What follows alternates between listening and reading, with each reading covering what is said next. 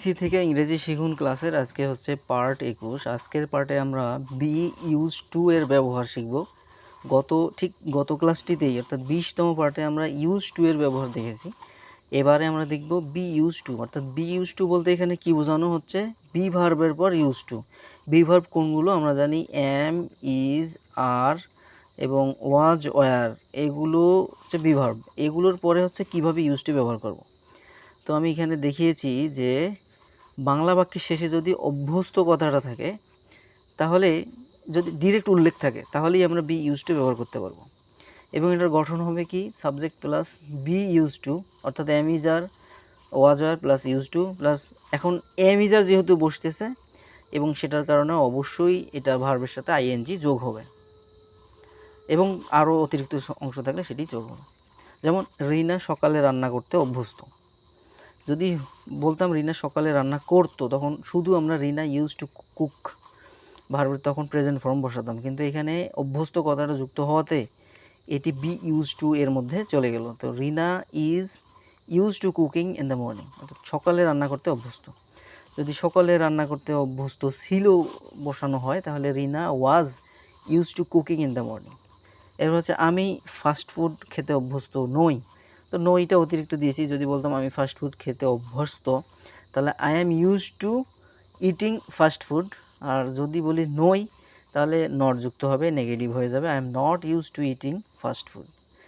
আমি গণিত শেখাতে অভ্যস্ত, তাহলে I am use two teaching math, mathematics, যে কোনো কিছু। আমি অভ্যস্ত নই হলে কী হবে?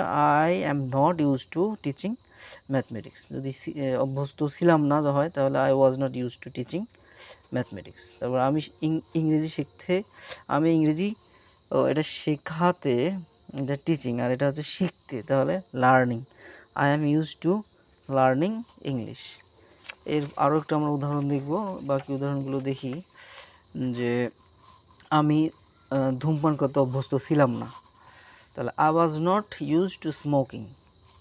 তারপর আমি কখনোই ধূমপান করতে অভ্যস্ত ছিলাম না, এটা কি আমরা বাড়াচ্ছি যে কখনোই যোগ করে, তাহলে I was not used to smoking ever. Ever মানে হচ্ছে কখনোই, নেভার মানে যেমন কখনোই না, এভার মানে হচ্ছে কখনোই। পজিটিভ অর্থে এভার, নেগেটিভ অর্থে নেভার।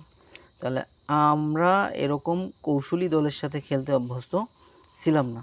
তো এরকম দুর্বল একটা দল এসে কৌশলী কোনো দলের সাথে খেলা পড়ছে, তো তারা হেরে গেছে। হেরে যাওয়ার পর এরকম বলতেছে আমরা কখনোই এরকম কৌশলী দলের সাথে খেলতে অভ্যস্ত ছিলাম না। তাহলে উই ওয়ার নট, ছিলাম না, তাহলে বি এর ওয়াজ ওয়ার বুঝবেন। তাহলে we were not used to playing, use to এর পর playing such kind of tactful team. Tactful মানে হচ্ছে কৌশলী। আমরা বন্ধু বান্ধবদের সাথে ঘোরাঘুরি করতে অভ্যস্ত ছিলাম, অর্থাৎ আমরা যখন ভার্সিটিতে পড়তাম, আমরা বন্ধু বান্ধবদের সাথে ঘোরাঘুরি করতে অভ্যস্ত ছিলাম। তাহলে কী হবে?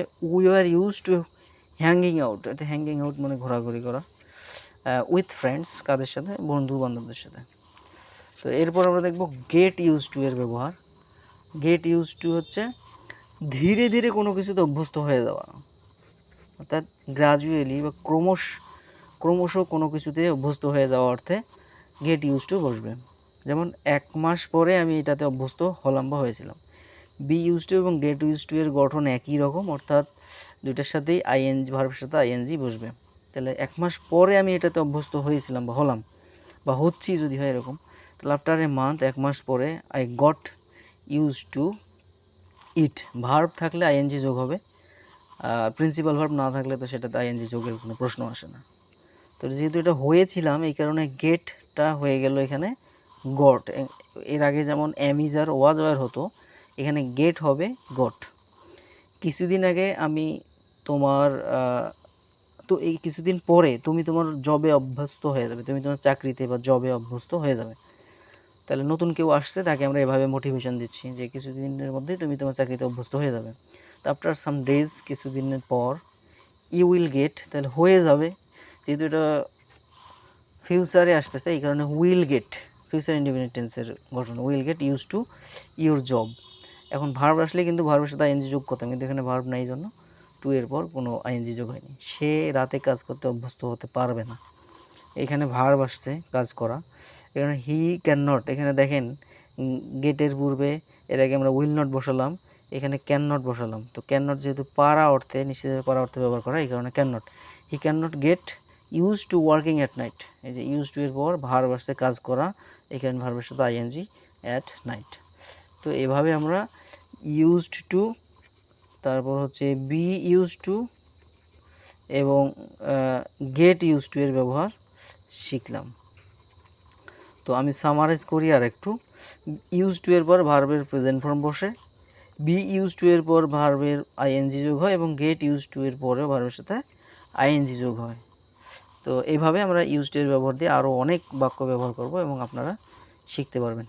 তো আপনারা নিজেরাও অনেক ধরনের বাক্য ব্যবহার করে কিভাবে আরও অনেক তৈরি করা যায় নিজে নিজে চর্চা করতে থাকুন। ধন্যবাদ সবাইকে।